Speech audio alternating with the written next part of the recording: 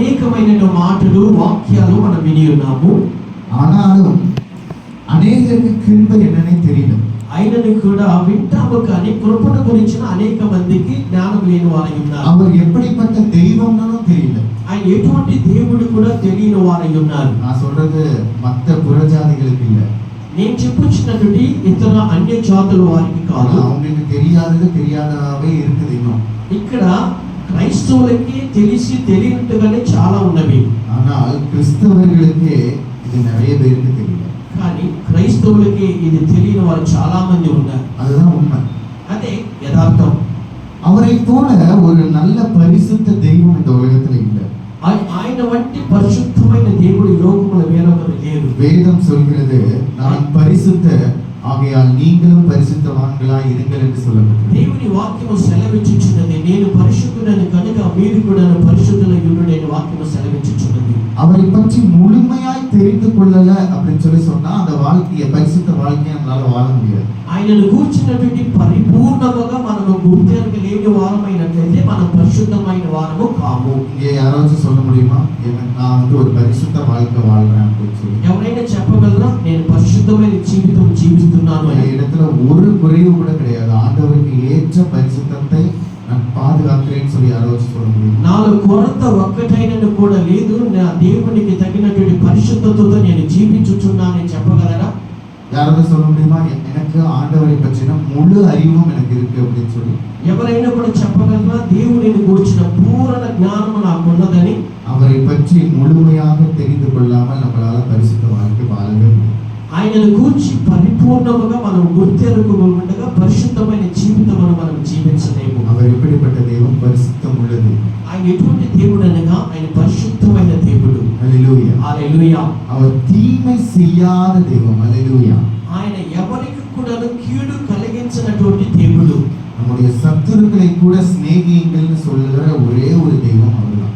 శత్రువును కూడా ప్రేమించమని చెప్పగలిగిన ఒకే ఒక దేవుడు ఆయన మాత్రమే. ஆமென்.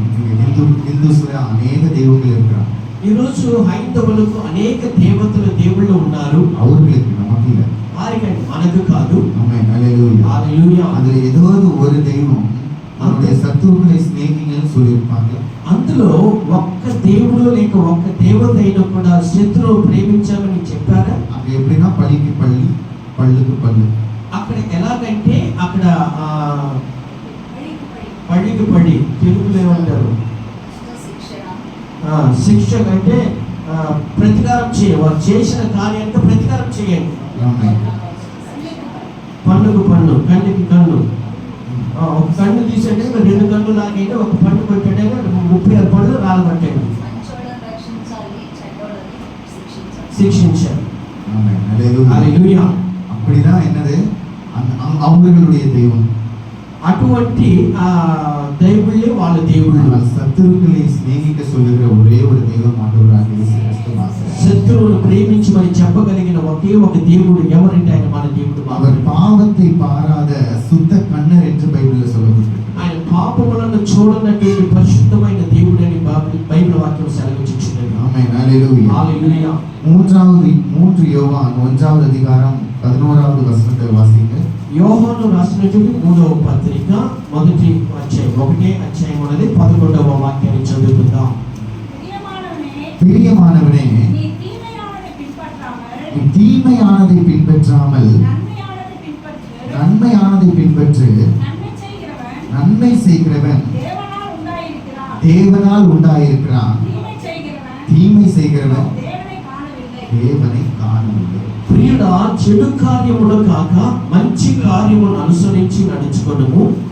మేలు చేయువాడు దేవుని సంబంధి, కీడు చేయువాడు దేవుని చూచినవాడు కాదు.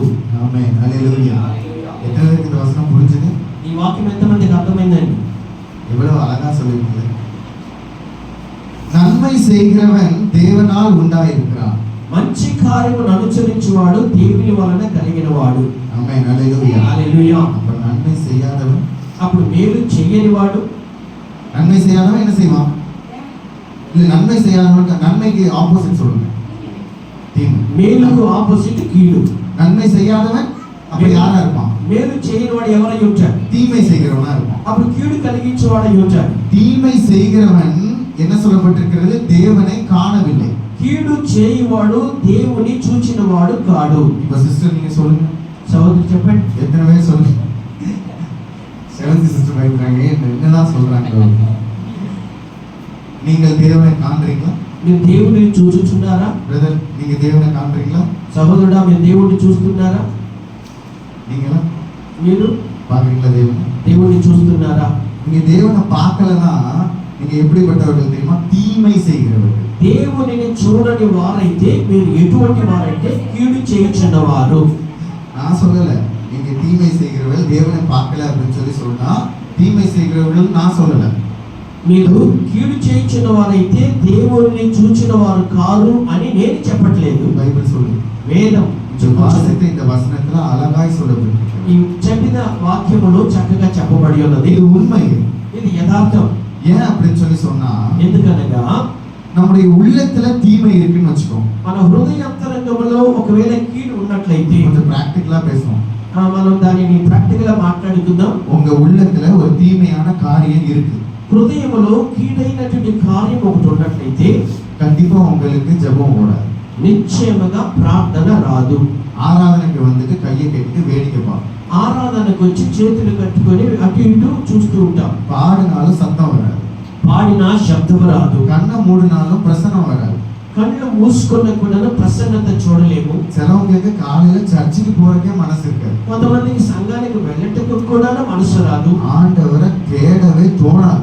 దేవుడిని వెతకాలి అన్నటువంటి ఆలోచన అస్సలు రాదు. கரெக்ட் தானா? అవునా?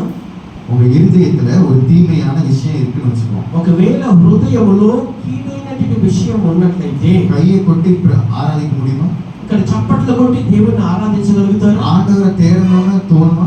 దేవుడిని వెతకాలి అనే ఆలోచన వస్తుందా? பைபிள் வாசிக்கணும்னு தோணுமா? దేవుడి వాక్యం చదవాలనిపిస్తుందా? ஆண்டவருடைய வார்த்தை, ஆண்டவருடைய பாடல் எதுவுமே வாயில வராது. దేవుని వాక్యము, దేవుని మాటలు, పాటలు ఏది కూడా మన నోట రాదు. ஏன்னா இருதயத்துக்குள்ள என்ன இருக்கு? ఎందుకనగా మన హృదయం ఏమున్నది? பாவம், పాపం ఉన్నది, தீமை இருக்கு, కీడు ఉన్నది. ஹல்லேலூயா. హల్లెలూయా. அப்படி என்றால் అనగా நீங்கள் ஜெபம் செய்ய உங்களுக்கு தோணல, ప్రార్థన చేయటకు ఆలోచన రాలేదు, தேவனை தேடுறதுக்கு உங்களுக்கு தோணல, దేవునిని వెతుకుటకు ఆలోచన రాలేదు, சர்ச்சுக்கு போறது கடினமா இருக்கு அப்படின்னு ஒரு சிம்டம்ஸ் இருந்துச்சு அப்படின்னா, దేవుని ఆలయములకు వెళ్ళుటకు చాలా కష్టము అన్నటువంటి ఏదైనా యోచనలు ఉన్నట్లయితే நீங்கள் பாவம் செய்கிறீர்கள். మీరు పాపము உங்கள் చేయుచున్నవారు. இருதயத்திலே தீமை கொண்டிருக்கிறது. మీ హృదయములో కీడు ఉన్నది.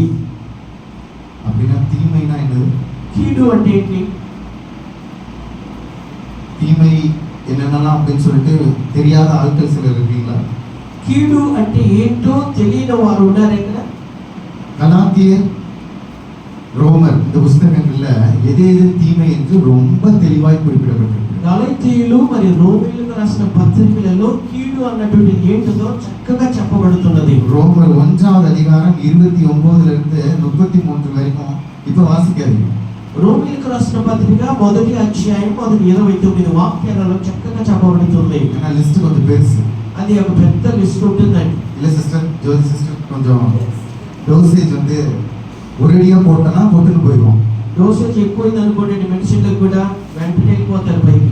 கொஞ்சம் கொஞ்சமா தான் போடுவீங்க. అందుకే మెల్లిమెల్లిగా ఎక్కిస్తూ ఉంటారు. அதனால கொஞ்சம் கொஞ்சமா அனுப்புவோம். అందుకే మనం కూడా మెల్లిమెల్లిగా ఎక్కిస్తాం. ஸ்டார்டிங்லயே கொடுத்துட்டோம்னா ఒకేసారి ఇచ్చామనుకుందాం, ஆனா போனா இது நமக்கு சரிப்பட்டு வராதுன்னு சொல்லிட்டு எல்லாரும் தூங்க ஆரம்பிச்சிடும். ఇది మనకు సరైనటువంటి మెడిసిన్ కాదని ఇద్దరు కూడా ప్రారంభిస్తారు. நாம் நன்மை செய்கிறவர்களாக காணப்பட வேண்டும். మనం మేలు చేయవారముగా ఉండాలి. இயேசு இந்த உலகத்திலே நன்மை செய்கிறவராய் சுற்றி திரிந்தார் என்று சொல்லப்பட்டிருக்கிறது. యేసు ప్రభువారు మేలులను చేయించు సంచరించుచున్నాడని వ్రాయబడి ఉన్నది. ஹல்லேலூயா. హల్లెలూయా. இன்னும் உணர்வில்லாதவர்களுக்கு ஒரு வசனம், ఇంకొక వాక్యము కూడా ఉన్నది. 1 కొరింథీయులు 1 కొరింథీయులకు రాసిన పత్రిక 15వ அதிகாரம் 15వ అధ్యాయము 34వ వచనத்தை వాసి 34వ వాక్యాన్ని చదువుకుందాం. 1 కొరింథీయులకు రాసిన పత్రిక 15వ అధ్యాయం 34వ వాక్యం. நீங்கள் பாவம் செய்யாமல் நீதிக்கேற்க விழித்துக்கொண்டு தெளிந்தவர்களாய் இருங்கள். சிலர் தேவனைப் பற்றி அறிவில்லாது இருக்கிறார்களே. ஆமென். ஹல்லேலூயா. నీతి ప్రవర్తన గలవారై మేలుకొని పాపము చేయకుడి, దేవుని గూర్చిన జ్ఞానము కొందరికి లేదు, ஆமென். మీకు సిగ్గు కలుగుటకై ఇట్లు చెప్పుచున్నాను. ஹல்லேலூயா. హల్లెలూయా. என்ன சொல்லப்பட்டிருக்குது? நீங்கள் பாவம் செய்யாமல் நீதிக்கேற்று விழித்துக் கொண்டு தெளிந்தவர்களாய் இருங்கள். మీరు పాపము చేయకుండానట్లు నీతి ప్రవర్తన గలవారై మేల్కొని ఉండుడి. ஆமென். ஹல்லேலூயா. அடுத்து என்ன சொல்லப்பட்டிருக்கு பாருங்க. తర్వాత சிலர் தேவனை பற்றிய அறிவில்லாதவர்களாய் இருக்கிறார்களே. కొంతమంది దేవుని గూర్చిన జ్ఞానము లేని వారై ఉన్నారు. அந்த ஃபர்ஸ்ட் லைனும் செகண்ட் லைனும் லிங்க் பண்ணுங்க பார்க்கலாம். இப்போ మొదటి మాట రెండో మాటని రెండు కలిపి చదవండి. யார் அந்த சிலர்? ఎవరా కొంతమంది? தேவனை பற்றிய அறிவில்லாதவர்கள். దేవుని గూర్చిన జ్ఞానము లేని వారు. அப்ப மேல இருக்க லைனோட லிங்க் பண்ணா அந்த சிலர் யாரு? பாவம் செய்கிறவர்கள், தேவனை பற்றிய அறிவில்லாதவர்கள். పైన చూసినట్లయితే పాపము చేయించిన వారు దేవుని గురించిన జ్ఞానము లేని వారై ఉన్నారు. அது எப்படி பாருங்க, பாவம் செய்து అది ఎలాగ చూడండి, పాపము చేయించు அது பாவம் என்று தெரியாமல் விழித்துக் கொள்ளாமல் இருக்கிறவர்கள். అది పాపమని తెలియకుండా మెలకువ లేని వారై ఉన్నారు. கரெக்டா? அந்த வசனம் புரிஞ்சுதா? என்ன வசனம்? நீங்கள் பாவம் செய்யாமல் நீதிக்கேற்றவர்களாய் விழித்துக் கொண்டு தெளிந்தவர்களாய் இருங்கள். சிலர் தேவனை பற்றிய அறிவில்லாத இருக்கிறவர்கள். அப்ப யார் அந்த சிலர்? பாவம் செய்து அதுக்கான அறிவு இல்லாமல் உணர்த்தப்படாமல் இருக்கிறவர்கள் தான் அந்த சிலர். పాపము చేయించు కూడా ఇది పాపము చేయించున్నాము అన్నటువంటి జ్ఞానము లేని వారు కొంతమంది ఉన్నారు. ஹல்லேலூயா. హల్లెలూయా. சிலருக்கு கர்த்தருடைய சமூகத்துல எது பாவம் அப்படின்னு இன்னும் தெரியல. కొంతమందికి దేవుని యొక్క సమూహములో పాపం అంటే ఏంటో కూడా తెలియని వారు ఉన్నారు. இது வந்து சபையில ரொம்ப மூப்பரான இருக்கிறவங்களுக்கு கூட இந்த விஷயங்கள் தெரியாது. సంఘములో అనేక సంఘాలలో చాలా పెద్దలు, సంఘ పెద్దలు చాలా మంది ఉంటారు, వారికి కూడా తెలియని కార్యం. நமக்குள்ள அடிக்கடி ஒரு கேள்வி வரும், இதெல்லாம் பாவமா? మనలో అప్పుడప్పుడు మనలను మనం ప్రశ్నించుకుంటాం, ఇది పాపమేనా? ஹல்லேலூயா. హల్లెలూయా. வந்திருக்கா? వచ్చిందా అటువంటి ఆలోచన? உங்க இருதயத்துல நீங்க வந்து யோசிப்பீங்க. మన హృదయంలో ఆలోచించుకుంటారు ఇటువంటి కార్యాలు. ஒரு விஷயத்தை செஞ்சு முடிச்சுட்டு ఒక కార్యం చేసి ముగించుకొని இது பாவமா ఇది పాపమేనా அப்படின்னு நீங்க கேக்குறீங்களே, అని మిమ్మల్ని మీరు అడుక్కుంటారు చూసారా? அப்படி ஒரு சத்தம் கேட்கும். అలాంటి శబ్దం ఒకటి వినబడుతుంది. அது கூடவே இன்னொரு சத்தமும் கேட்கும். దానితో కూడా మరొక శబ్దము వింటుంది. என்ன சத்தம் கேட்கும்? ఏ శబ్దం వినబడుతుంది? ச்சே, இதெல்லாம் பாவம் இல்லை. చచ్చ, ఇవన్నీ పాపం కాదు. ஒரு சத்தம் கேக்குதா? వినబడుతుంది ఆ శబ్దం. யாரோட சத்தம் அது? అది ఎవరి శబ్దం? అది சத்துருனுடைய சத்தம். శత్రువు యొక్క శబ్దం అది. ஹல்லேலூயா. హల్లెలూయా. பைபிள்ல சொல்லப்பட்டிருக்கிறது, ஒவ்வொரு மனுஷனையும் பாதுகாக்க பல்லாயிரக்கணக்கான தூதர்கள் இருக்கிறாங்க. ఒక్కొక్క మనుషుని కాపాడుటకు వేల సంఖ్య దేవదూతలు ఉన్నారంట. அப்ப அதை ரிசர்ச் பண்ணி பார்க்கும்போது దాన్ని మనము కొంత ధ్యానించి చూసినప్పుడు வேத ஆராய்ச்சியாளர்கள் சொல்றாங்க, ఇక బైబిల్ గ్రంథం యొక్క వేదాంతులు పండితులు చెప్పుచున్నారు, குறைஞ்சது ஒரு மனுஷனை பாதுகாக்கிறதுக்கு కనీసం ఒక్క మనిషిని కాపాడుట కొరకు 64 தூதர்கள் இருக்காங்க. 64 దూతలు వారికి తోడుగా ఉన్నారంట. அப்ப சுவாத்தியை பாதுகாக்கிறதுக்கு எத்தனை பேர் ఇప్పుడు இருக்காங்க? స్వాతిని కాపాడుటకు ఎంతమంది దూతలు ఉన్నారు? 64 தூதர்கள். 64 దూతలు ఉన్నారు. நீங்க எங்க போனாலும் మీరు ఎక్కడికి వెళ్ళినను కూడా அவர்கள் உங்களை பாதுகாக்கிறதுக்காக உங்களை சுத்தி கொண்டே இருப்பாங்க. వారు మిమ్మల్ని కాపాడుట కొరకు మీ చుట్టూ ఉంటారంట. அப்ப நீங்க கேட்கலாம், అప్పుడు మీరు అడగవచ్చు, அப்புறம் எனக்கு ஏன் தீமை நடக்குது? మరి అట్లున్నప్పుడు నాకెందుకు కీడు జరుగుతుంది? எனக்கு எதுக்கு ஆக்சிடென்ட் ஆகுது? నాకెందుకు యాక్సిడెంట్ అవ్వాలి? அதுக்கும் பதில் இருக்கு. దానికి కూడా సమాధానం ఉంది. ஆமென். ஹல்லேலூயா. హల్లెలూయా. அப்ப அந்த 64 தூதர்ல எவனாவது ஒரு தூதர் வந்து உங்களுக்கு சொல்லுவார், இது பாவம் அப்படின்னு சொல்றனாலதான் உங்களுக்குள்ள அந்த உணர்வு தோன்றுது, இது பாவமோ அப்படின்னு. అప్పుడు 64 మంది దూతలలో ఏదో ఒక దూత మీకు హెచ్చరిస్తుంది, మీరు చేయించున్నటువంటి కార్యము పాపము అని. ஆனா கூடவே ஒரு சத்தம் வருது, இல்ல ச்சே, இதெல்லாம் பாவம் இல்லை. కానీ వెంటనే మరొక శబ్దం వింటారు, చచ్చ, ఇవన్నీ పాపము కాదు. அது சத்துருவினுடைய சத்தம். అది శత్రువు యొక్క శబ్దం. இந்த ரெண்டுல நம்ம எதுக்கு இடம் கொடுக்கிறோம்? ఈ రెండింటిని కూడా మనం వింటూ ఉన్నాం. அந்த சத்தத்தை நாம் கேட்கிறோம். ఏ శబ్దాన్ని మనం వింటున్నాం? இன்னும் கொஞ்சம் யோசித்து பார்த்தோம்னா, ఇంకా కొంచెం మనం ఆలోచించి చూసినట్లయితే இந்த ஒரு தடவை தானே, ఒక్కసారే కదా, இந்த ஒரு நாள் தானே, ఈ ఒక్కరోజే కదా, இந்த ஒரே ஒரு டைம் இந்த பாவத்தை பண்ணிக்கிறோம், ఈ ఒక్కసారి పాపాన్ని చేసుకుందాం அப்படின்னு சொல்லி உங்களுக்கு ஒரு சத்தம், இன்னொரு சத்தம் கேட்குதுல, అని మరొక శబ్దం కూడా వినబడుతూ ఉంటుంది. அதுவும் சத்துருவினுடைய சத்தம். అది కూడాను శత్రువు యొక్క శబ్దమే. హల్లెలూయా. హల్లెలూయా. ఎத்தனை பேருக்கு ஒரு உணர்வு வரும்? ఎంతమంది ఈ రోజు ఒక గ్రహింపులో ఉంటున్నారు? ఆమేన్. హల్లెలూయా. హల్లెలూయా.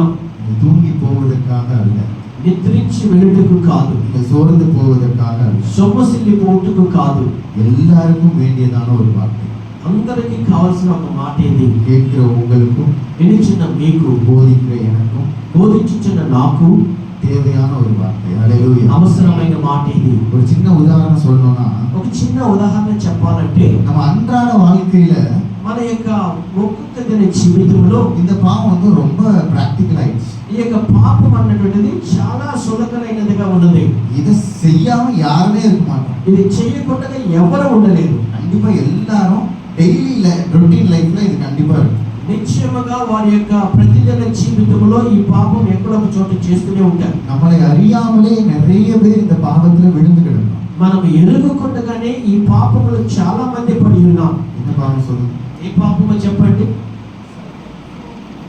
போன் இருக்கட்டும். சரி, எல்லாரும் இப்ப நீங்க சொல்லலன்னா ஒவ்வொருத்தரும் ஒவ்வொரு பாவம் சொல்லணும். సో ఒక్కొక్కరు ఒక్కొక్క పాపం చెప్పండి. போய் சொல்றது, சிச்சுவேஷன் போய், సమయం- போய்க்கே வந்து ஒரு கேட்டகரி சிச்சுவேஷனல் போய். సమయోచితమైనటువంటి అబద్ధం, கோபம். ஓகே, కోపం. வேற செவன்த் சிஸ்டர் ஒரு பாவம் சொல்லு. பாவமே தெரியாதா? ஐயோ. சரி, ஜென்ஸ்ல சொல்லுங்க. அசோக் பிரதர் ஒரு பாவம் சொல்லுங்க. சர்ச்சுக்கு லேட்டா வருது. ஓ, అందరూ హల్లెలూయా చెప్పండి ఒకసారి. హల్లెలూయా. அது மகா பாவம். சரி, ராம் பிரதர் சொல்லுங்க.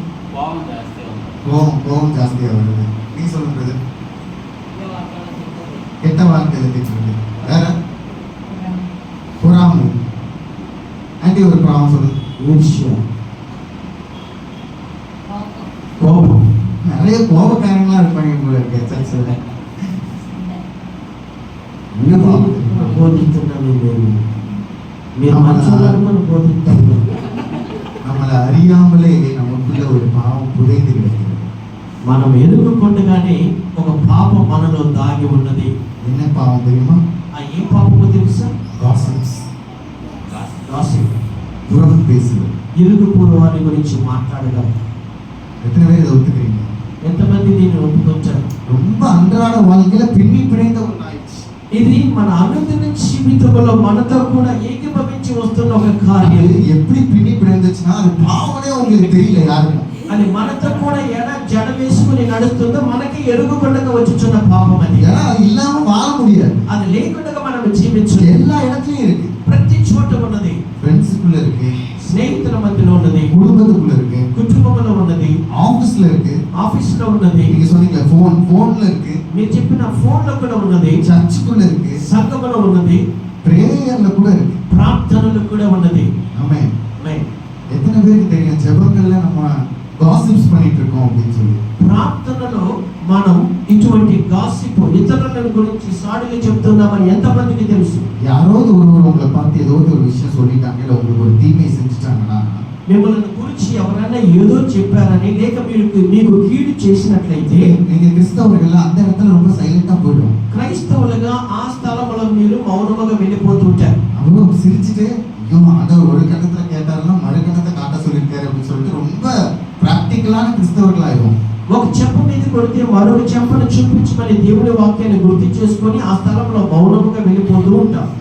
வீட்டுக்கு போய் కానీ ఇంటికి వెళ్ళిన తరువాత கதவை பூட்டிட்டு తలుపులు వేసుకొని அந்தரங்கத்துல நீங்க செய்கிற ஜெபம் இருக்கு, అంతరంగంలో చేసే ప్రార్థన ఉన్నది. ஆண்டவரே దేవా, அவன் என்னை இப்படி சொன்ன அவனை நீங்க தான் ஆண்டவரை சந்திக்கணும். నన్ను ఈ విధముగా మాట్లాడిన అతనిని నీవే సంధించాలి. சரியான பதிலை நீங்க தான் கொடுக்கணும். సరైన సమాధానం అతనికి ఇవ్వాలి. நீங்க நியாய விசாரிங்க, మీరు న్యాయం తీర్చండి. எனக்காக நீங்க வாக்காடுங்க. నా కొరకు మీరు వ్యాఖ్యమాడండి.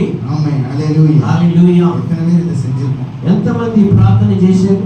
அவ்வளவு நல்லவங்களா நீங்களா? అంత మంచివారైనా எல்லாரும் பண்ணிருக்கோம். வாஸ்தவமா மெயினா நான் செஞ்சிருக்கேன். போச்சு, நம்மளுடைய விசுவாசம், நம்மளுடைய பாதுகாப்பு எல்லாமே போச்சு.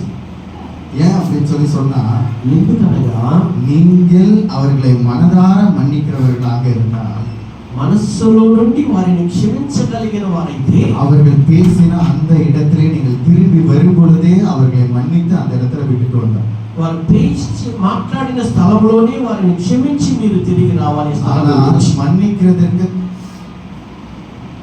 தாட்ஸ் இல்லாம உங்களுடைய ஜெபங்களிலே ஆண்டவருக்கு அதை கொண்டு போய் வைப்பீர்களானால் நீங்கள் பாவம் செய்கிறோம். ఆ స్థలంలో నుండి మౌనముగా వచ్చినను సరే, ఇంటికి వచ్చిన తరువాత కూడా వారిని గురించి ఆలోచించుకొని ప్రార్థనలో ఏకీభవించినట్లయితే పాపము చేసిన వారు అవుతున్నారు. இன்னைக்கு அநேகருக்கு குத்தப்படும் நினைக்கிறேன். ఈ రోజు అనేక మందికి వాక్యము మాట్లాడుతున్నాను అనుకుంటున్నారు. ஆனாலும் நான் இல்லை, అయినా నేను కాదు, நிஜமா நான் கிடையாது. నిజంగా నేను కాదు.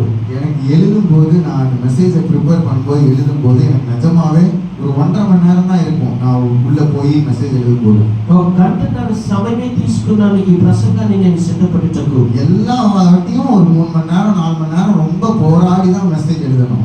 4 గంటల సేపు పోరాడి వాక్యాన్ని పొందుకోవాలి. ஆனா இந்த வாட்டி இந்த மெசேஜ்னு சொல்லிட்டு ஆண்டவர் அப்படியே மடை திறந்த வெள்ளம் போல அப்படியே வந்துகிட்டே இருக்கு.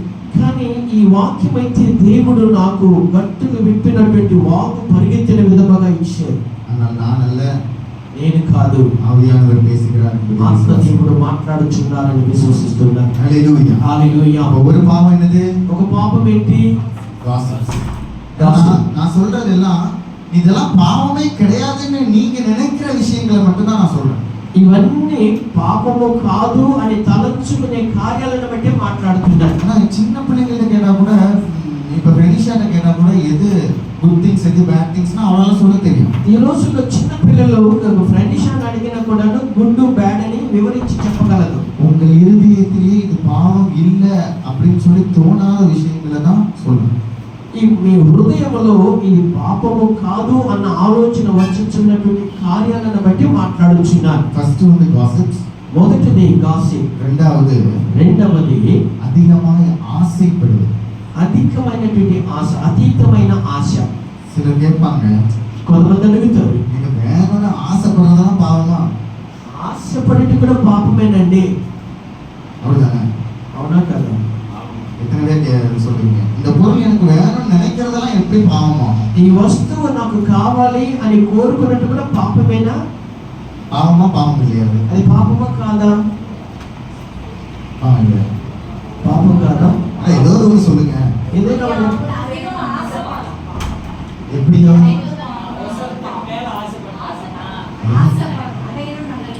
எவ்வளவு அழகமா பாவத்துக்கான விளக்கம் எவ்வளவு அழகா கொடுக்கிறது. அப்படி அல்ல, உன்னிடத்தில் கொட்டி கிடக்கும் போது, నీ దగ్గర అధికముగా ఉన్నప్పుడు, உன்னிடத்தில் நிறைந்திருக்கும் போது, నింపుగా కలిగి ఉన్నప్పుడు, எனக்கு இன்னும் வேணும் இன்னும் வேணும் இன்னும் வேணும்னு இச்சிக்கிறது தான் பாவம். ఇంకా కావాలి కావాలి కావాలి అన్నటువంటి అతీత ఆశ పాపం. எல்லாருக்கும் அது சந்தோஷம் வந்துச்சு. అందరికీ సంతోషం అయిపోయింది. கொட்டி கிடந்தாதானே இங்க ஒண்ணுமே இல்லையே. మరి నింపు ఉంటే కదా మనకి ఏమీ లేదు కదా. கரெக்டா? మినిమం బ్యాలెన్సే లేదు కదా. உங்களுக்கு ஏத்த ஒரு வசனம், இந்த வசனம் எனக்கு ரொம்ப பிடிக்கும். நிறைய வாலிபர் கூட்டங்கள்ல, என் சபையில இருக்க எல்லா வாலிபர் கூட்டங்கள்லயும் ఫస్ట్ ఇనాగరల్లో నేను இந்த వచనం தான் சொல்றேன். అనేక యవనస్తుల మధ్య మాట్లాడుతున్నప్పుడు ఈ వాక్యాన్ని నేను మొదట బోధిస్తూ ఉంటాను. ప్రసంగి 6వ అధ్యాయం 2వ వచనం. ప్రసంగి పుస్తకము 6వ అధ్యాయం 2వ వాక్యం.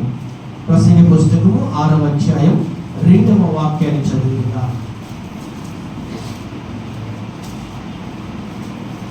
వృక్షములు నారు మల్లుకు నీరు పారుటకై నేను చెరువులు త్రవ్వించుకొంటిని. 6వ అధ్యాయం 2వ వాక్యం. సారీ 6వ అధ్యాయం. தேவன் ஒருவருக்கு செல்வத்தையும் சம்பத்தையும் கனத்தையும் கொடுக்கிறார். அவன் என்ன இச்சித்தாலும் அதெல்லாம் அவனுக்கு குறைவில்லாமல் கிடைக்கும். அடுத்துதான் வருது பாருங்க, செக் பண்ணி. ஆனாலும் அவைகளை அனுபவிக்கிற சக்தியை தேவன் அவனுக்கு கொடுக்கவில்லை. அந்நிய மனுஷன் அதை அனுபவிக்கிறான். இதுவும் மாயையும் கொடிய நோயுமானது. ఏమనగా దేవుడు ఒకనికి తన ధాన్య సమృద్ధిని ఘనతను అనుగ్రహించును. అతను ఏమి కోరినను అది అతనికి తక్కువ కాకుండాను అయినను దానిని అనుభవించుటకు దేవుడు వానికి శక్తిని అనుగ్రహింపడు. అన్యుడు దానిని అనుభవించును. ఇది వ్యర్థముగాను గొప్ప ధరవస్తుగాను కనబడుచున్నది. ஹல்லேலூயா. హల్లెలూయా. எத்தனை பேருக்கு புரிஞ்சது? ఎంతమందికి అర్థమైందండి? என்னெல்லாம் நீங்க கேட்குறீங்களோ அதெல்லாம் உங்களுக்கு குறைவில்லாமல் இச்சிக்கிறது எல்லாம் கொடுத்துருவாரு. మీరు దేనినైతే కోరుకుంటున్నారో అవన్నీ కూడా కొరత లేకుండా దేవుడు ఇస్తున్నారు. ஆனால் இச்சிக்கிறதை అనుభవించిన బలத்தை யார் தரணும்? కానీ అతీతమైన ఆశ కలిగిన దానిని అనుభవించుటకు బలమును ఎవరివ్వాలి? தேவன் தான் தரணும். దేవుడే మనకి ఇవ్వాలి. ஹல்லேலூயா. హల్లెలూయా.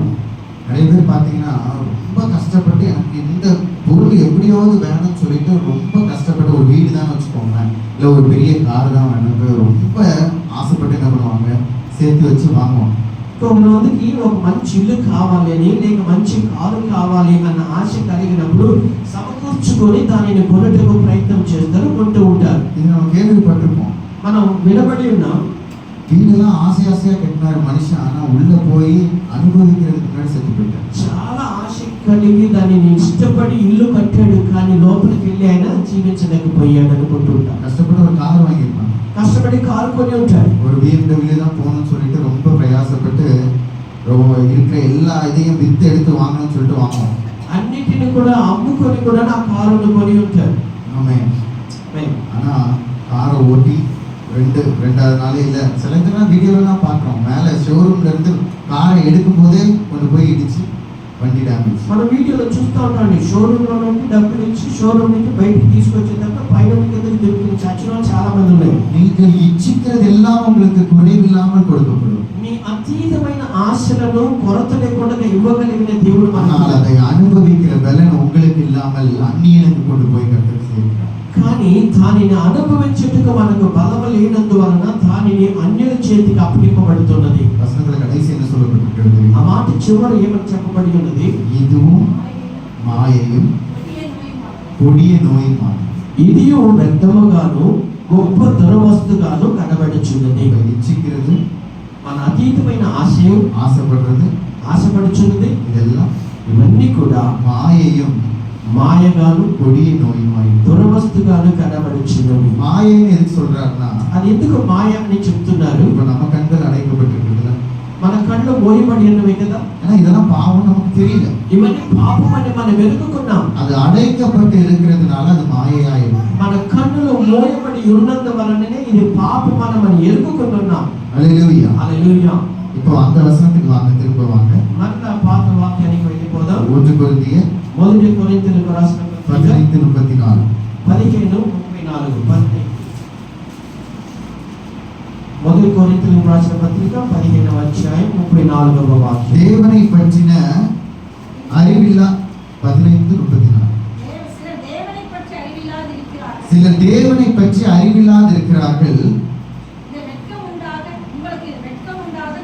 உங்களுக்கு வெட்கம் உண்டாக இதை சொல்கிறேன். ஹல்லேலூயா. నీతి ప్రవర్తన గలవారై మేలుకొని పాపము చేయకుడి, దేవుని గురించిన జ్ఞానం కొందరికి లేదు, మీకు సిగ్గు కలుగుటకై ఇట్లు చెప్పుచున్నాను. நாம் ஆராதிக்கிற தேவனை அறிய நாம் எல்லாரும் ரொம்ப பிரயாசப்படுறோம். మనం ఆరాధించుచున్నటువంటి దేవునిని మనం గుర్తించుటకు చాలా ప్రయాసపడాలి. இந்த வசனத்தை யார் சொல்லியிருக்கிறாருன்னு பாருங்களேன். ఈ వాక్యాన్ని ఎవరు చెప్పినారు யார் చూడండి. சொன்னது இந்த வசனம்? ఎవరు చెప్పారు ఈ వాక్యాన్ని? பவுல் கொரிந்தி சபைக்கு சொல்லப்பட்ட வார்த்தை. అపోస్తలుడైన పౌలు గారు కొరింథీ సంఘానికి వ్రాయించినప్పుడు చెప్పబడిన మాట ఇది. யார் இந்த பவுல்? ఎవరు ఈ పౌలు గారు? பவுலை பத்தி எல்லாருக்குமே தெரியும். అపోస్తలుడైన పౌలు గారి గురించి అందరికీ మనకు తెలుసు. கர்த்தரை தெய்வம் என்று ஏற்றுக்கொள்ளாத, దేవునినే ఆయన క్రీస్తునే దేవుడని అంగీకరించిన వారు, அவருடைய ஜனங்களை துன்பப்படுத்துகிற ஒரு மனுஷனா இருந்தார். అతని జనాంగమును ఆయన హింసించిన వాడై ఉన్నాడు. பொல்லாப்பும் பாவமும் நிறைந்த ஒரு வாழ்க்கை, పాపము దురదృష్టము కలిగిన వాడై ఉన్నవాడు. அவர் ஒரு சமயத்துல தமஸ்குவுக்கு சமீபமாய் போகும்போது, ఒకసారి దమస్కుకు సమీపముగా వెళ్ళుచున్నప్పుడు, அப்போ எதுக்கு போறாருன்னா தேவ మనుషులకు విరోధமாக పోகிறாరు. ఆ దమస్కుకు కూడా ఎందుకు వెళ్ళుచున్నాడు అంటే అక్కడ ఉన్నటువంటి దేవుని జనాంగం దగ్గరకు వెళ్ళిచున్నాడు. அப்ப தேவன் எப்படி அவரை சந்திக்கிறார் பாருங்க. అప్పుడు దేవుడు అతనిని ఎలా సంధించుచున్నాడు? வானத்திலிருந்து ஒரு பெரிய பேரொளி வீசுது.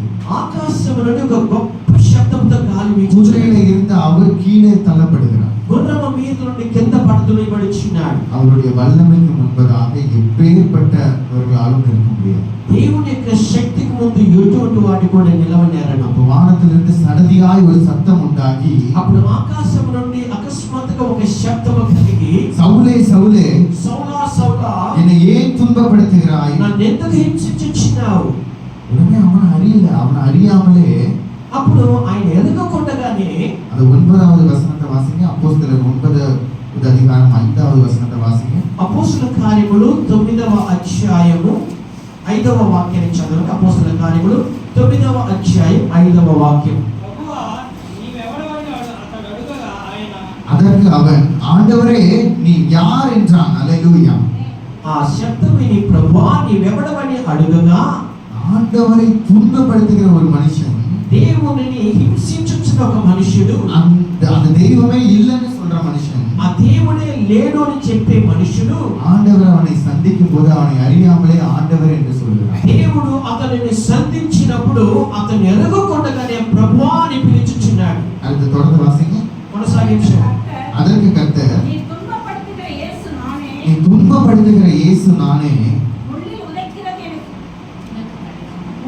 முள்ளில் உதைக்கிறது உனக்கு கடினமாம் என்றார். அல்லேலூயா.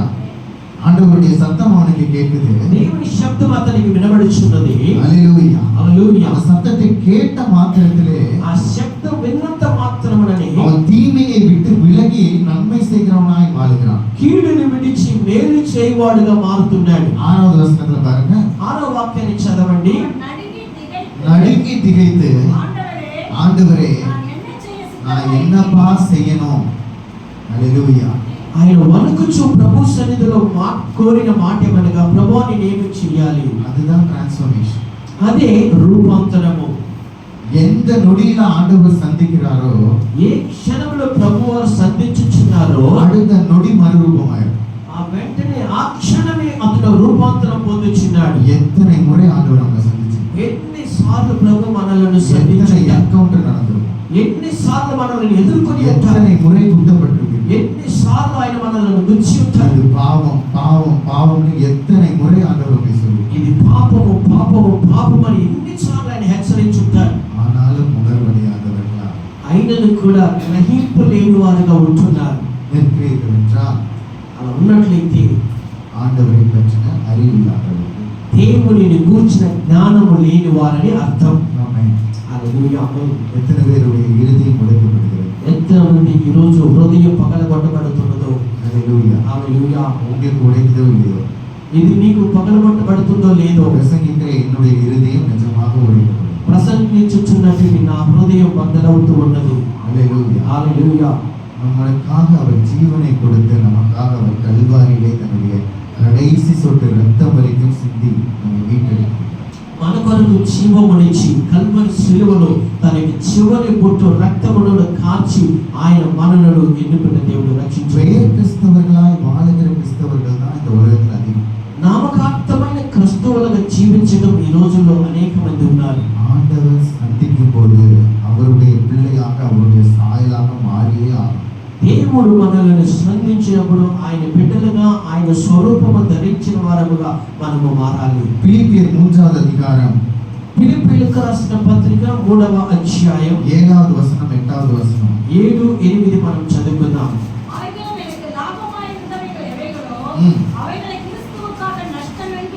நஷ்டம் என்று எண்ணினேன்,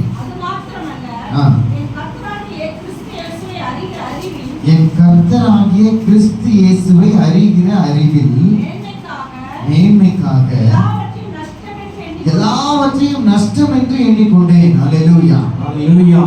அல்லேலூயா. హల్లెలూయా. తెలుగులో ఒకసారి చదవండి. తెలుగులో వాసిక 3வது அதிகாரம் 7வது వచనం 8வது వచనం.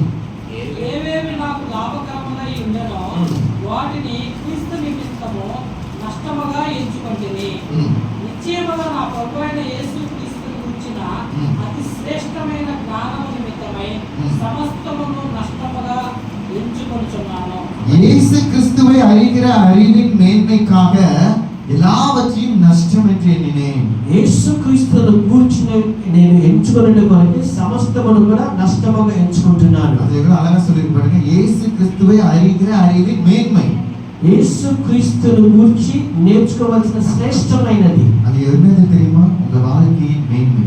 అది మీ జీవితంలో శ్రేష్టమైనది. హల్లెలూయా. హల్లెలూయా. எத்தனை பேர் அதை அலட்சியப்படுத்துறாங்க தெரியுமா? ఎంతమంది దానిని అలక్ష్యం చేయించున్నామో తెలుసా? ஆண்டவரை அறிகிற அறிவு எப்போது வரும் சொல்லுங்க? దేవునిని గుర్తెరగగలిగిన జ్ఞానం ఎప్పుడు వస్తుందో చెప్పండి. எப்போ வரும்? ఎప్పుడు వస్తుందో మనకు பைபிள் படிக்கும் போது, బైబిల్ చదువుతున్నప్పుడు, வேற சொல்லுங்க. பைபிள் படிக்கும் போது வரும். கஷ்டகாலத்துல கஷ்ட காலத்துல, కష్టకాలంలో, பயபக்தியோட வரும். భయభక్తి కలిగినప్పుడు, எல்லாத்துக்கும் மூல காரணம் எது தெரியுமா? వీటన్నిటికీ ప్రాముఖ్యమైన కార్యం ఏంటో తెలుసా? ஆலயத்துக்கு வரும்போது దేవుని ఆలయమునకు వచ్చినప్పుడు. அல்லேலூயா. హల్లెలూయా. உங்களுக்கு ஆண்டவருடைய எல்லாவற்றையும் போதிக்கிறது சபையாகத்தான் இருக்கு. మీకు సమస్తమును బోధించుచున్నటువంటి స్థలము దేవుని ఆలయమై ఉన్నది. பாருங்க எவ்வளவு இடம் காலியா இருக்கு. ఎంతమంది చూడండి, ఇసులో ఖాళీగా స్థలం ఉన్నది. தேவனுக்கு பயப்படுகிற பயம் இல்லை. దేవునికి భయపడే భయం లేకుండా, தேவனை அறிகிற அறிவும் இல்லை. దేవునిని గుర్తెరగగలిగిన జ్ఞానం లేని వారికి ఉన్నారు. பைபிள் என்ன சொல்லப்பட்டிருக்கிறது? వేదం ఏమని చెప్పుచున్నది? தேவனை அறிகிற அறிவின் மேன்மை. దేవునిని గుర్తెరగగలిగినటువంటి శ్రేష్టం. அதுக்கு ஈடாக என்ன லாபமாக இருந்தாலும் அந்த நஷ்டம்னு நினைக்கணும். దానికి సమమైనది ఏది ఉన్నది కూడా దానిని నష్టముగా ఎంచుకొనవలెను. அல்லேலூயா. హల్లెలూయా. எனக்கு இந்த வசனத்தை படிக்கும்போது, எப்ப இந்த வசனத்தை படிக்கும் போதும் எனக்கு ஒரே ஒரு சம்பவம் ஞாபகம். ఈ వాక్యం చదువుతున్నప్పుడు అంతా కూడా నాకు ఒక మాట జ్ఞాపకం వస్తూ ఉంటుంది. எங்க அப்பா வந்து சல்வேஷன் ஆர்மியில ஒரு விசுவாசியா. మా నాన్నగారు సాల్వేషన్ ఆర్మీ చర్చి యొక్క విశ్వాసి అయిన. திருமணத்துக்கு முன்னாடி எங்க அம்மா ஹிந்து. మా వివాహమునకు ముందుగా మా అమ్మగారు హైందవులు. எங்க அப்பா வந்து சல்வேஷன் ஆர்மியில தீவிரமான ஒரு விசுவாசி. మా యొక్క నాన్నగారు అయితే మాత్రం సాల్వేషన్ ఆర్మీలో చాలా విశ్వాసి. ஏன்னா அந்த ஒரு கம்யூனிட்டி ஃபுல்லாவே அந்த சல்வேஷன் ஆர்மியால தான் சேஞ்ச் ஆனாங்க. ఆ యొక్క అక్కడ ఉన్నటువంటి ఆ సమూహం వారందరూ కూడాను ఆ సాల్వేషన్ ఆర్మీ ద్వారా పట్టబడిన వారు. ஹல்லேலூயா. హల్లెలూయా. அவரு எவ்வளவு தீவிரமா இருந்தாரு அப்படின்னு சொல்லி சொன்னா, ఆయన ఎంత వైరాగ్యము కలిగి ఉన్నారంటే, எங்க மம்மி ஹிந்துவா இருந்ததுனால எங்களுக்கு ஒரு சான்ஸ் இருக்கு. మా మమ్మీ గారు హైందవులైనందువలన మాకు ఒక అవకాశం. எங்களுடைய பேரை வந்து ஹிந்து பேரா வச்சுக்கலாம் அப்படின்னு சொல்லி. నా పేరు హైందవుల పేరుగా ఉంచుకుందామని. ஏன்னா அப்ப வந்து அந்த ஹிந்து நேமா இருந்துச்சு அப்படின்னு சொல்லி சொன்னா அவங்களுக்கு வந்து நிறைய சலுகைகள், நிறைய ஸ்காலர்ஷிப் இதெல்லாம் கிடைக்கும். ఆ రోజులలో యొక్క మన సర్టిఫికేట్ లో హైందవుల పేరు ఉన్నట్లయితే అనేకమైనటువంటి వసతులు, స్కాలర్షిప్లు దొరుకుతాయని. அதே மாதிரி கவர்மெண்ட் வேலை எல்லாமே வந்து ஈஸியா கிடைக்கிறதுக்காக ఆ విధముగానే గవర్నమెంట్ ఉద్యోగాలు కూడా సులభంగా దొరుకుతాయని நிறைய பேர் வந்து சொன்னாங்க, அவங்க ஈஸியா ஒரு ஹிந்து பேர் மட்டும் வச்சீங்கன்னா ஒரு சர்டிபிகேட் வாங்கிடலாமே. అప్పుడు మా నాన్నగారికి చెప్పారు, చాలా మంది మీ పిల్లలకి హైందవుల పేరు ఉంచుకోనండి. எங்க மம்மியும் அப்ப ரொம்ப ஆவிக்குரிய அனுபவங்கள் இல்லாததுனால, మా అమ్మగారికి ఆత్మీయ అనుభవం లేనందువలన வீட்டுல வந்து எங்க அப்பா சொன்னாங்க, ஏதோ ஒரு ஹிந்து பேரு காமனான ஒரு நேம் வச்சுக்கலாம். మా నాన్నగారికి వచ్చి చెప్పారంటే, మా అమ్మ ఏదో ఒక కామన్ గా ఏదో ఒక నేమ్ పెట్టుకున్నాను పిల్లలకని. హల్లెలూయా. ஒரு அருண், ஒரு கிஷோர், అరుణ్, కిషోర్ అని இந்த மாதிரி வச்சுட்டோம்னா அது ஹிந்துலயும் சேராது, எதுலயும் சேராது. అని పెట్టుకున్నట్లయితే అటు కాదు ఇటు కాదు మధ్య రకంగా ఉంటుంది అనుకోని. எங்க அப்பா ரொம்ப வைராக்கியமானார். కానీ మా నాన్నగారు వైరాగ్యం కలిగిన మనిషి కాబట్టి எப்படி தெரியுமா பேர் வச்சாரு? ఎలా పేరు పెట్టారో తెలుసు? எங்க அண்ணனுக்கு கிங்ஸ்டன் பென்னி, మన అన్నగారికి కింగ్స్టన్ బెన్నీ, எனக்கு பிராங்க்லின் மெர்லின். నాకైతే ఫ్రాంక్లిన్ మెర్లిన్ இந்த வச்சாச்சு போ, எங்க எல்லாம் வந்து உனக்கு ஹிந்துஸ் பேர் கொடுப்பானோ வாங்கிக்கணும் అని ఆ పేర్లు పెట్టి, ఈ తర్వాత నీకు హైందవ సర్టిఫికేట్ ఎవరు తడ తీసుకోండి అని చెప్పి. எவனாச்சு தருவானா? ஒருத்தனை தருவான். ఎవడు ఇవ్వడు. ஹல்லேலூயா. హల్లెలూయా. ஆனா அவர் அன்னைக்கு கொண்டிருந்த விசுவாசம் அவருடைய கடைசி வரைக்கும் அவர் வந்து அந்த சல்வேஷன் ஆர்மி மேல அவ்வளவு வைராக்கியமா இருந்தார். ఆ దినములలో ఆయనకు కలిగినటువంటి ఆ వైరాగ్యము కలిగిన విశ్వాసంతో కూడా సాల్వేషన్ ఆర్మీలో ఉన్నవారు. நான் சொல்றேன், నేను చెప్తున్నాను, நான் ஒரு అరుణாக இருந்திருந்தேன் அப்படின்னு சொல்லி சொன்னா, నేను ఒక నా పేరు அருணாக இருந்திருந்தேன்னா అరుణగా ఉన్నట్లయితే நான் ஒரு சாதாரண மனுஷனா இருந்தேன். నేను సాధారణ మనిషిని అయ్యుందును. ஆனால் కానీ ஆண்டவர் என்ன பிராங்க்லினா வச்சதுனால மேன்மையாய் வைத்திருக்கிறார். ఫ్రాంక్లిన్ గా ఉన్నందువల్లే దేవుడు నన్ను మేలుగా ఉంచుకొని ఉన్నారు. ஹalleluya. హల్లెలూయా. எங்களுடைய கடைசி வரைக்குமே அவர் எங்களுக்கு சொல்லிக் கொடுத்த ஒரே ஒரு பாடம் என்ன அப்படின்னு சொல்லி சொன்னா, கிறிஸ்துவத்தை மட்டும் விடாத இருக்கிற ஒரு அனுபவத்தை அவருக்கு சொல்லியிருக்கார். చివరి దినముల వరకు ఆయన మాకు నేర్పిన ఒకే ఒక పాఠం ఏమనగా క్రిస్తువును గురించినటువంటిది మాత్రమే అయి ఉన్నది. இப்போ கூட ரீசெண்டா நானே கல்யாணம் பேசிட்டு இருக்கும்போது ఇప్పుడు సమీప కాలంలో కూడా నేను మా అన్నగారు మాట్లాడుతున్నప్పుడు அவன் புறஜாதியில ஒரு பொண்ணை கல்யாணம் பண்ணான். అతని యొక్క వివాహం అయితే మాత్రము ఒక అన్య జాతిలో ఉన్నటువంటి సహోదరిని పెళ్లి చేసుకున్నారు. இப்போ அவன் ரியலைஸ் பண்றான். కానీ ఇప్పుడైతే ఆయన అనుకుంటున్నారు ஹalleluya. హల్లెలూయా. அப்பா மட்டும் இருந்திருந்தாருன்னா கண்டிப்பா வந்து இந்த பொண்ணை கல்யாணம் பண்ண நினைக்கவே மாட்டான். నాన్నగారు ఉన్నట్లయితే నిశ్చయముగా అమ్మాయిని వివాహం చేసుకునడానికి అనుమతించి ఉండరు. எங்க மம்மி எங்க டாடி லவ் மேரேஜ் தான். కానీ మా మమ్మీది కూడా లవ్ మ్యారేజ్ అండి. ஆனா எங்க அம்மாவை கிறிஸ்டின் முறையில போய் அந்த ஹிந்து சமுதாயத்து மத்தியில அவங்களுடைய மேரேஜ் கிறிஸ்டின் மேரேஜ்ல பக்கா கிறிஸ்டின் மேரேஜா நடத்தி அங்க வச்சு அவங்க வீட்டுல வச்சு நடத்தி கூட்டிட்டு வந்தாரு. వాళ్ళు హైందవులే అయినను కూడాను అది లవ్ మ్యారేజ్ అయినను కూడాను మా నాన్నగారు ఆయన యొక్క వైరాగ్యముతో తనను మార్చుకొని క్రైస్తవుల వివాహమునే చేసుకున్నారు. ஹalleluya. హల్లెలూయా. எங்கேயாவது நடக்குமா? ఎక్కడ ఏం జరుగుతుందా? ஒண்ணு நாங்க எங்க எதிர கட்டி கொடுக்குறோம், நீ கூட்டிட்டு போய் எப்படியோ மாத்திக்கோ. అప్పుడు అంటారు అమ్మాయిని మా ప్రకారమే మేము పెళ్లి చేస్తాము, మీరు తీసుకుని వెళ్ళిన తర్వాత ఏదన్నా మీరు మార్చుకోండి అంటారు. அப்படிதான் சொல்லுவோம். అలాగే చెప్తుంటారు. இந்த காலத்துல இப்படி சொன்னா ఈ రోజులోనే అలా చెప్తుంటే ஒரு 35 வருஷத்துக்கு முன்னாடி யோசித்து பாருங்க. ఒక 35 ఏళ్లకు ముందు ఆలోచించి చూడండి. ఆ రోజుల్లో அந்த வைராக்கியமான மனுஷனாய் అటువంటి వైరాగ్యము కలిగిన మనుషుడిగా ఉన్నాడు. அவர் இருந்தார். ஹalleluya. హల్లెలూయా. அவருக்காக எது நமக்கு லாபமாய் தோன்றதோ அதை நஷ்டம் என கருதும். అది ఆయనను కూర్చున్నటువంటిది మనకి ఏదైతే మేలు అనుకుంటున్నామో దానిని నష్టముగా ఎంచుకోవాలి. ஆமென். ஹalleluya. హల్లెలూయా. நான் அசிஸ்டன்ட் ப்ரொஃபஸரா வர்க் பண்ணிட்டு இருக்கேன். నేను అసిస్టెంట్ ప్రొఫెసర్ గా ఉద్యోగం చేస్తూ ఉన్నాను. அப்ப வந்து டிபிஎம் சர்ச்சுக்கு போற ஒரு விசுவாசி ஒரு பொண்ணு இருக்கு. అప్పుడు టిపిఎం సంఘానికి వెళ్ళిచ్చినటువంటి ఒక అమ్మాయి ఉన్నది. என்ன ஒரு ப்ராப்ளம் அப்படின்னு சொல்லி சொன்னா, அந்த பொண்ணு வந்து ரொம்ப வைராக்கியமான பொண்ணு கிறிஸ்துவுக்குள்ள. ఏంటంటే ఆ అమ్మాయి కూడాను టిపిఎం కాబట్టి క్రీస్తునందు వైరాగ్యము కలిగిన అమ్మాయి. எல்லா இன்டர்வியூஸும் கேம்பஸ் இன்டர்வியூ எப்போ வரும்னா சண்டே தான் வரும். ఎప్పుడు కూడాను క్యాంపస్ ఇంటర్వ్యూ ఎప్పుడు కాలేజీకి వస్తారంటే సండేనే వస్తారు. எல்லா பெரிய பெரிய கம்பெனியும் சண்டே தான் கேம்பஸ் இன்டர்வியூ வரும். పెద్ద పెద్ద కంపెనీ వాళ్ళందరూ కూడాను ఆదివారం పూటనే క్యాంపస్ ఇంటర్వ్యూకి వస్తారు. இந்த பொண்ணு அது ஓய்வுனால சபைக்கு போகணுங்கிறதுக்காக நல்லா படிக்கிற பொண்ணு இன்டர்வியூல போய் உட்கார்ந்தாலே செலக்ட் ஆயிடுவான். మంచి జ్ఞానవంతులను బాగా చదువుకునే అమ్మాయి ఇంటర్వ్యూకి వెళ్ళి కూర్చుంటేనే పాస్ అయిపోతుంది. ஆனா ஒரு கேம்பஸ் இன்டர்வியூ அட்டெண்ட் பண்ணல. కానీ ఒక్కసారి కూడా క్యాంపస్ ఇంటర్వ్యూలో అటెండ్ చేయలేదు అమ్మాయి. ஆனா அந்த குடும்பம் எவ்வளவு கஷ்டப்படுகிற குடும்பம்ங்கிறது எனக்கு தெரியும். కానీ ఆ కుటుంబం ఎంత కష్టమైనటువంటి కుటుంబమో నాకు తెలుసు. ஒரு வாட்டி கண்டினியூஸா மெயில் வரும். ஒரு வாட்டி வந்து நீங்க கேம்பஸ் இன்டர்வியூ அட்டெண்ட் பண்ணலன்னா சும்மா விட்டுற மாட்டாங்க காலேஜ்ல. ఒకసారి క్యాంపస్ ఇంటర్వ్యూలో మీరు అటెండ్ చేయలేదంటే ఆ కాలేజ్ వారు వదలరు. உங்களை அடுத்த நாள் கூப்பிட்டு வச்சு நல்லா செய்வாங்க. మరుసటి రోజు మిమ్మల్ని அப்படி పిలిచి ஒரு வாட்டி நான் கூப்பிட்டு வச்சு நீ ஏன் கேம்பஸ் இன்டர்வியூ அட்டெண்ட் பண்ணல? అప్పుడు నేను పిలిచి అమ్మాయిని నేను అడిగిన ఎందుకు ఇంటర్వ్యూ అటెండ్ చేయలేదని. மொத்தமாவே 6 பேர் தான், 600 பேர் படிக்கிற காலேஜ்ல 6 பேர் தான் செலக்ட் ஆயிருக்காங்க, ஷார்ட் லிஸ்ட் ஆயிருக்காங்க. உன்னை கூப்பிட்டா நீ வரல. 600 మంది చదువుతున్న కళాశాలలో 6 మందిని మాత్రమే సెలెక్ట్ చేసి పిలుచుకున్నారు. అందులో ఈ అమ్మాయి రావట్లేదు. அந்த பொண்ணு சொன்ன வார்த்தை எனக்கு மிகவும் தொட்டது. అప్పుడు ఆ అమ్మాయి చెప్పిన మాట నా హృదయాన్ని కదిలించింది. ஆண்டவருடைய சமூகத்துக்கு முன்பதாக எனக்கு இந்த வேலை ஒரு பெரிய விஷயமே கிடையாது. దేవుని సమూహమునకు ముందుగా ఈ ఉద్యోగం నాకు గొప్పది కానే కాదు. எனக்கு இதை விட ஆண்டவர் மேன்மையான காரியத்தை வைத்திருக்கிறார். దీనికంటే కూడా మేలైన కార్యాలను ప్రభు నా కొరకు ఉంచి ఉన్నారు. அந்த பொண்ணு என்கிட்ட சொல்லுது, ఆ అమ్మాయి నాతో చెప్పింది, நீங்க என்னுடைய அக்கறையினால தான் என்ன திட்டுறீங்க. నా మీద నీకు అక్కర ప్రేమ ఉందకనికే తిడుతున్నారు. ஆனா நான் சொல்றேன், சார், కానీ నేను ఒకటి చెప్తున్నాను పాస్టర్, నీకు இங்க இருக்கிற எல்லாரும் காட்டிலும் நான் அதிகமான சேலரியில போய் உட்கார்ந்து ஒரு ஆஃபரை வாங்கிட்டு போவேன். మీకు అందరికంటే కూడా ఎక్కువ శాలరీ పొందుకునే ఉద్యోగాన్ని నేను పొందుకొని நீங்க వెళ్ళబోతున్నాను. வேணா பாருங்களேன் మీరు కావాలంటే చూడండి அப்படின்னு சொல்லிட்டு அந்த பொண்ணு போயிடுச்சு. అని చెప్పి అమ్మాయి వెళ్ళిపోయింది. எல்லா பெரிய கம்பெனியும் வந்து ஆகஸ்ட் செப்டம்பரே முடிஞ்சிடும். ఆగస్టు సెప్టెంబర్లోనే కంపెనీ వాళ్ళ ఇంటర్వ్యూలను எல்லா ముగించుకొని ஞாயிற்றுக்கிழமை வந்தனால இதுகிட்ட இருந்து நம்ம ஒரு லெட்டர் வாங்கிட்டோம். సో ఈ అమ్మాయి దగ్గర నుంచి మేము ఒక లెటర్ తీసుకున్నాం. எனக்கு சான்ஸ் கொடுத்தோம், நான் வந்து இன்டர்வியூ அட்டெண்ட் பண்ணல, அதனால வந்து காலேஜ் பொறுப்பு கிடையாது.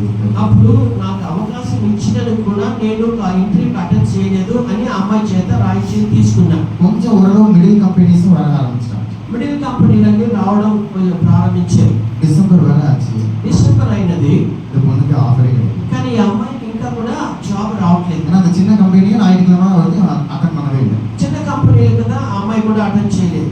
டிசம்பர் மாதம் 20ஆம் தேதி அந்த கேப்ல ஒரு கம்பெனிலேருந்து ஒரு லெட்டர் வந்திருக்கு. డిసెంబర్ మాసము 20వ తారీఖున ఆ క్యాంపస్ నుండి అమ్మాయికి ఒక లెటర్ వచ్చింది. 8.5 CGPAக்கு மேல இருக்கிற ஒரே ஒரு கேண்டிடேட் தான் எங்களுக்கு தேவை, அதுக்காக நாங்கள் இன்டர்வியூக்கு வரோம். 8.5 CGPA సిజిపి. ఆ அதாவது 85%க்கு மேல 85% మార్కులు ఉన్నవారు మాత్రమే మాకు కావాలి, అందుకొరకే క్యాంపస్ వస్తున్నామని చెప్పారు. ஹிஸ்டரி ஆஃப் அரியரே இருக்கக்கூடாது. ఎక్కడ కూడా అరియర్స్ ఉండకూడదు. 10th 12th எல்லாத்துலயுமே 85 above. 10th లో 12th లో అన్నిట్లో కూడా 85% ఉండాలి. எங்க காலேஜ்ல ஒரு ரூல்ஸ், எல்லா காலேஜ்லயும் இப்ப இருக்கு அந்த ரூல்ஸ். మా కాలేజీలో ఒక రూల్ ఉన్నది, మా కాలేజీలో కూడా ఆ రూల్ ఉంది. நீ ஒரு கம்பெனில ஒரு ஆஃபர் லெட்டர் வாங்கிட்ட அப்படின்னா ఒక కంపెనీలో ఆఫరింగ్ లెటర్ తీసుకున్నట్లయితే வேற எந்த கம்பெனி எவ்வளவு பெரிய கம்பெனி வந்தாலும் அந்த ஆஃபர் வந்து உட்காரும். మరి ఏ పెద్ద కంపెనీకి ఆఫర్ వచ్చినా ఇంటర్వ్యూ కూడా అటెండ్ చేయకూడదు. இன்டர்வியூ அட்டெண்ட் பண்ணக்கூடாது. ఇంటర్వ్యూ కూడా వెళ్ళకూడదు. அந்த இது வரைக்கும் ஒரே ஒரு ஆளு தான் ஷார்ட் லிஸ்ட் ஆகுறாங்க. అప్పుడు ఆ వాళ్ళు పంపిన లెటర్ ప్రకారం చూస్తే అక్కడ ఒకే ఒక మనిషి మాత్రమే సెలెక్ట్ అవుతున్నారు. எலிஜிபிள் ஆகிறதே ஒரே ஒரு ஆள் தான். అక్కడ ఎలిజిబిలిటీ కలిగిన ఒకే ఒక వ్యక్తి, அந்த பொண்ணு இந்த பொண்ணு தான். అమ్మాయి అంటే ఈ అమ్మాయి మాత్రమే. ஆமென். ஹல்லேலூயா. హల్లెలూయా.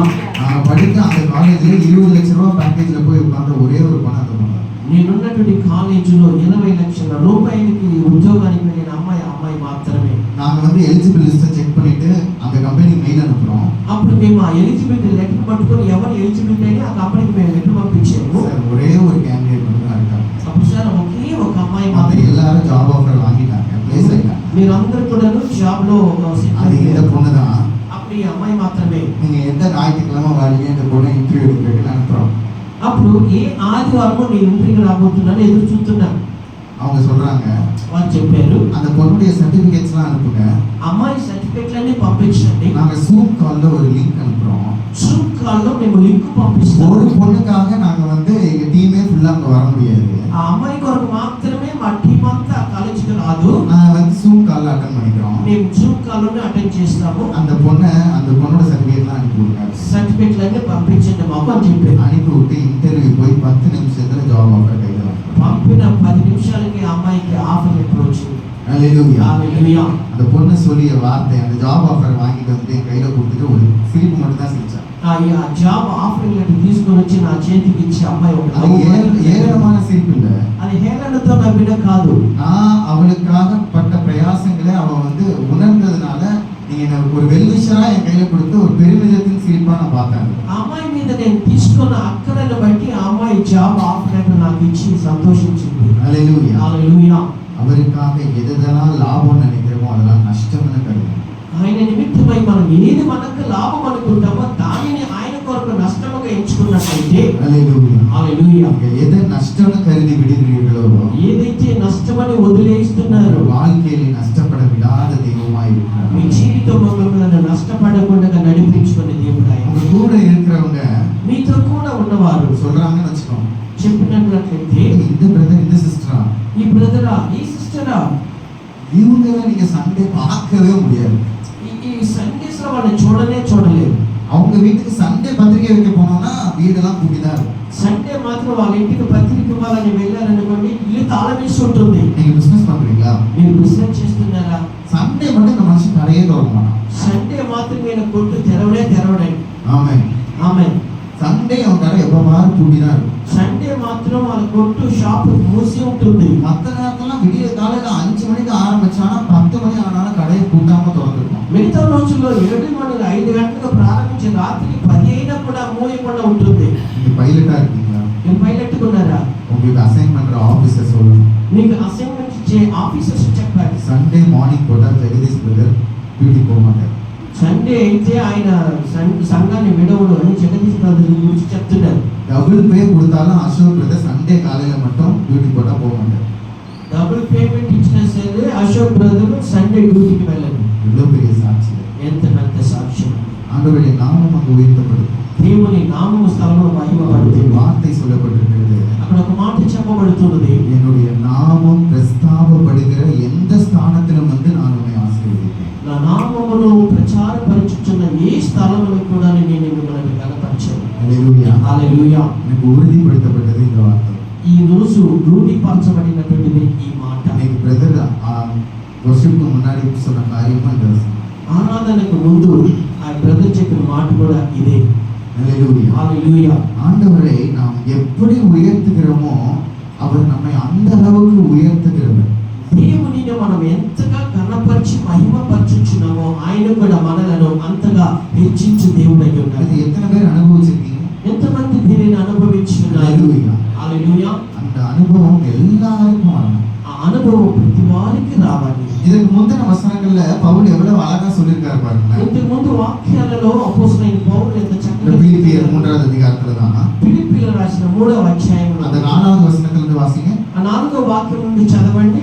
மாம்சத்தின் மேல் நம்பிக்கை வைக்க வேண்டுமானால் ம். நானும் வைக்கலாம். ம். வேறொரு மாம்சத்தின் மேல் நம்பிக்கை இருக்கிற நினைத்தால் ம். நான் அதிகமாய் அப்படி செய்யலாம். அதிகமா எப்படி செய்யலாம்? நான் 8ஆம் இங்க நாளில் பாருங்க, அவருடைய மேன்மையை சொல்றாரு, பவுலுடைய மேன்மையை சொல்றாரு பாருங்க. పౌలు యొక్క మేలును చెప్తున్నాడు. நிறைய பேர் தெரியாது பவுல் எப்படிப்பட்டவர் அப்படிங்கறதை இதுல சொல்றாங்க. நான் 8ஆம் நாளில் விருத்தசேதனம் அடைந்தவன். 8ஆம் நாளில் விருத்தசேதனம் அடைந்தவன், இஸ்ரவேல் வம்சத்தான், இஸ்ரவேல் வம்சத்தான், பென்யமீன் கோத்திரத்தான், பென்யமீன் கோத்திரத்தான், எபிரேயரில் பிறந்த எபிரேயன், எபிரேயரில் பிறந்த எபிரேயன், நியாயப்பிரமாணத்தின்படி பரிசேயன், நியாயப்பிரமாணத்தின்படி பரிசேயன், பக்தி வைராக்கியத்தின்படி சபையை துன்பப்படுத்தினவன், பக்தி வைராக்கியத்துக்காக சபையை துன்படுத்தினவன், நியாயப்பிரமாணத்திற்குரிய நீதியின்படி ஆ. குற்றம் சாட்டப்படாதவன். குற்றம் சாட்டப்படாதவன். ஹல்லேலூயா. எவ்வளவு மேன்மையான ஒரு மனுஷன் பாருங்க. చూడ ఎంత మేలైనటువంటి వాడు. அவனுடைய மேன்மையெல்லாம் அவ்வளவு அழகா குறிப்பிடப்பட்டிருக்கு. అతని యొక్క మేలులను గురించి గొప్పగా చెప్పబడి ఉన్నది. அந்த 7வது வசனம் பாருங்க.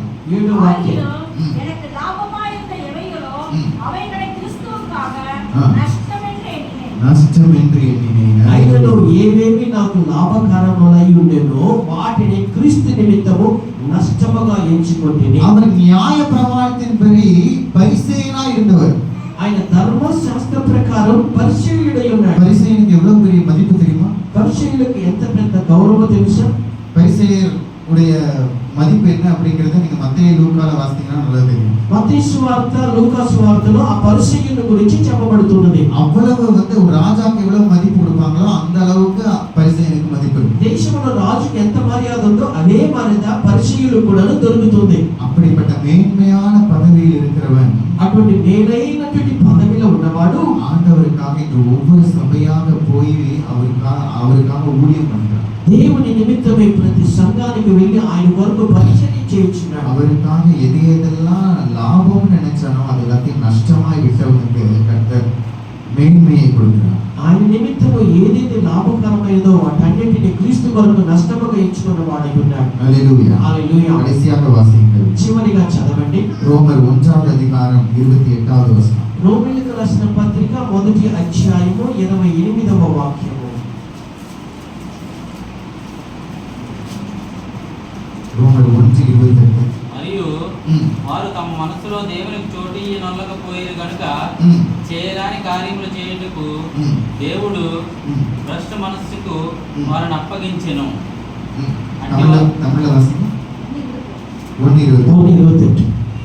தேவனை அறியும் அறிவை தேவனை அறியும் அறிவை பற்றிக் கொண்டிருக்க அவர்களுக்கு மனதில்லாது இருந்தபடியால். ஹல்லேலூயா. நிறைய பேருக்கு அப்படித்தானே இப்ப தேவனை அறிகிற அறிவை பற்றி அறிந்து கொள்கிறதுக்கு மனசே இல்லை. దేవునిని గురించి ఎరుగుటకు వారికి మనస్సు లేని వారై ఉన్నారు. அப்படிப்பட்டவர்களுக்கு அடுத்து வாசிங்க. தகாதவைகளை செய்யும்படி தகாதவைகளை செய்யும்படி தேவன் அவர்களை கேடானவைகளுக்கு ஒப்பு கொடுத்தார். ஹல்லேலூயா. హల్లెలూయా. என்ன பண்றாரு? சொல்லி பார்ப்பாரு. చెప్పి చెప్పి చూస్తారు ప్రభువారు. கடைசி என்ன பண்ணுவாரு? చివరికి ఏం చేస్తారు? உன்னுடைய விருப்பத்துக்கே ஒப்பு கொடுத்துட்டு నీ ఇష్టానుసారముగా ఆయన నిన్ను అప్పగించి என்னவோ பண்ண போய் தொலை. ఏదో ఏళ్ళు చేసుకుంటే. ஹல்லேலூயா. హల్లెలూయా. நான் ஃபர்ஸ்ட் சொன்னல మొదటి చెప్పాను కదా, எனக்கு எதுக்கு ஆக்சிடென்ட் ஆகுது, నాకెందుకు యాక్సిడెంట్ జరుగుతుంది, எனக்கு எதுக்கு தீமை நடக்குது, నాకెందుకు కీడు కలుగుతుంది, இத்தனை தூதர் இருக்காங்களே ఎంతమంది మంది దూతలు ఉన్నారే, 64 దూతలు இருந்தும் 64 దూతలు ఉండి எனக்கு ஏன் ஆக்சிடென்ட் ஆகுது? నాకెందుకు యాక్సిడెంట్ అవుతుంది? ஹalleluya. హల్లెలూయా. அவருடைய சித்தத்தின்படி செய்யாமல், ఆయన చిత్తానుసారముగా చేయకుండా, அவரை அறிகிற அறிவில் வளராமல், ఆయనను గుర్తించవలసిన జ్ఞానములు ఎదగకుండా, அவருடைய சமூகத்தை தவிர மற்ற எதெல்லாம் மேன்மை நினைக்கிறீங்களோ, ఆయన సమూహము తప్ప మిగతా ఏదైతే మేలుగా తలంచుకుంటున్నారో, நீ இச்சிக்கிறது எல்லாம் உனக்கு குறைவில்லாமல் கொடுக்கப்படும். నీ అతీతమైన ఆశలన్నీ కూడాను అనుగ్రహింపబడతాయి. கடைசியில் என்ன பண்ணுவாரு? చివరికి ఏం చేస్తారు? போ, భ్రష్టత్వానికి போய் అప్పగిస్తారు. தொலை, என்னவோ பண்ணு ఏదో చేసి నువ్వు వెళ్ళంటారు அப்படின்னு ஒப்பு கொடுப்பாரு. ఆయన నేను అప్పగించేస్తాను. ஹalleluya. హల్లెలూయా. இப்போ கடைசியா చివరిగా ஃபர்ஸ்ட் சொன்னனே ஒண்ணு, మొదటి చెప్పిన వాక్యం, டோசேஜ் ఆ డోసేజ్ ఎలా ఉంది? கம்மி கம்மியா கொடுப்போம். మెల్లిగా ఎక్కించాలని ஓரளவு கொடுத்தாச்சு. ఒక కొంతలు ఎక్కించాము. எதெல்லாம் பாவம்னு, எதெல்லாம் தீமைன்னு கொஞ்சம் பார்த்துருவோம். ఏది పాపము ఏది కీడో చూస్తున్నాము.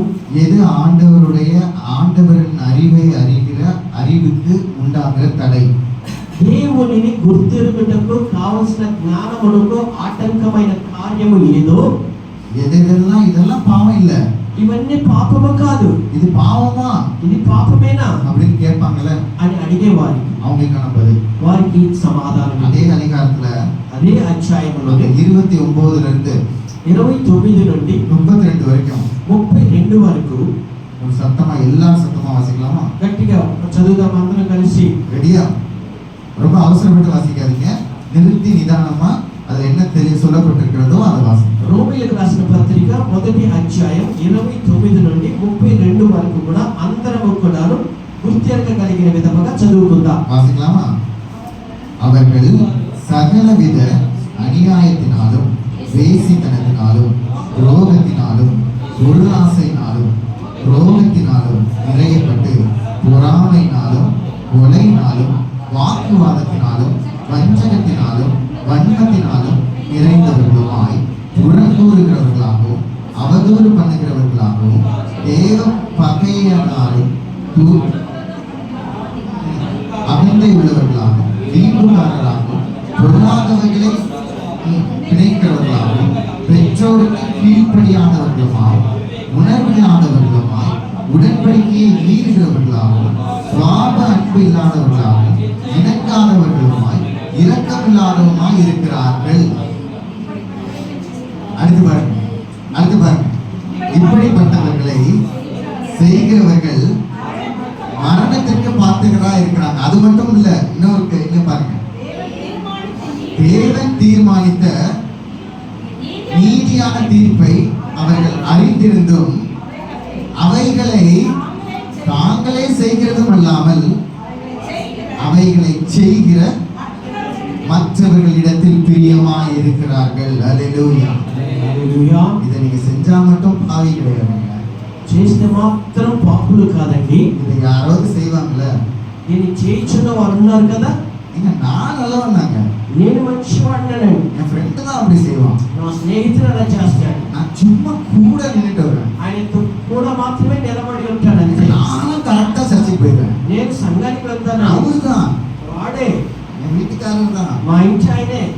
என் பொட்டாட்டி இருக்காருங்க, నా భార్య ఉంది, எவ்வளவு சொன்னாலும் கேட்க மாட்டாங்க, ఎంత చెప్పినా వినదండి.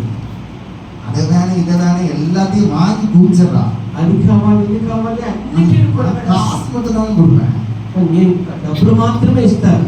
என் பிள்ளைங்க தாங்க, నా పిల్లలైతే என் பிள்ளைங்க தாங்க నా పిల్లలైతే சொல்ல கேட்கவே மாட்டாங்க, చెప్పేది మాటలే వినరండి. சரி போன அனுப்பி விட்டுருவேன்.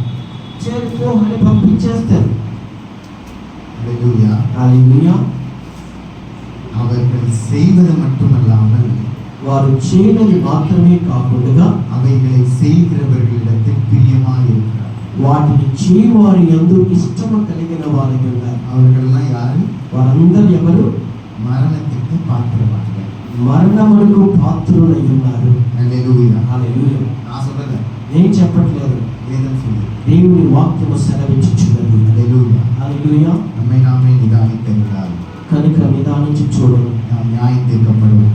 మీరు న్యాయం తీర్చబడతారు. அல்லேலூயா. హల్లెలూయా. எல்லாரும் இருக்கிற இடங்களிலே தயவாய் எழுந்து நின்று ఉన్న పాటని అందరం లేచి నిలబెడతాం. அல்லேலூயா. హల్లెలూయా. உங்களை நேசிக்கிற நல்ல தேவனே, ஹalleluya. நம்மలను ప్రేమించుచున్న మంచి துதிக்கிறோம், உம்மை துதிக்கிறோம், உம்மை துதிக்கிறோம். நம்மలను ஹalleluya. ప్రేమించుచున్న ఆరాధించుచున్న உம்மை హల్లెలూయా. நாங்கள் உயர்த்துகிறோம் ஆண்டவரே. நம்மளை கனப்படுத்துச்சு. உடைக்கப்பட்டவர்களாய், ஹalleluya. உங்க இருதயத்துல என்ன சொல்லி ஆண்டவரிடத்துல பேசுகிறீர்களோ இது ஆண்டவருக்கும் உங்களுக்குமான ஒரு தருணம். ஹalleluya. ప్రభువా ఈ దినమందు వాక్యము ద్వారా మీ హృదయములతో దేనిని మాట్లాడి ఉన్నారు.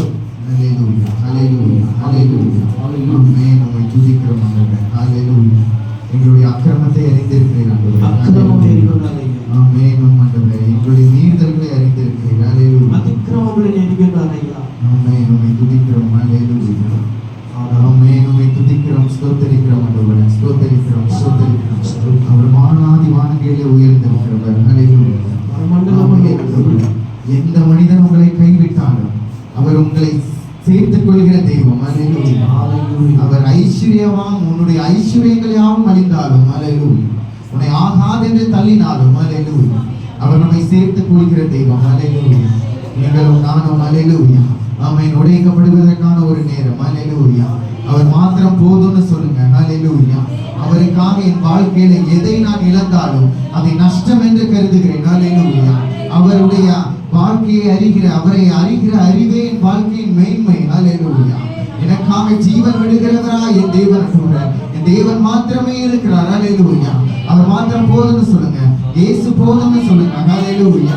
ஆமென். ஆண்டவரே, கரங்களை வானத்துக்கு நேராக உயர்த்தி, ஆண்டவரே இயேசுவே நீர் போதும் ஆண்டவரே, நீர் மாத்திரம் போதும் ஆண்டவரே, நீர் மாத்திரம் போதும் அப்பா. ஸ்தோத்திரம் ஆண்டவரே.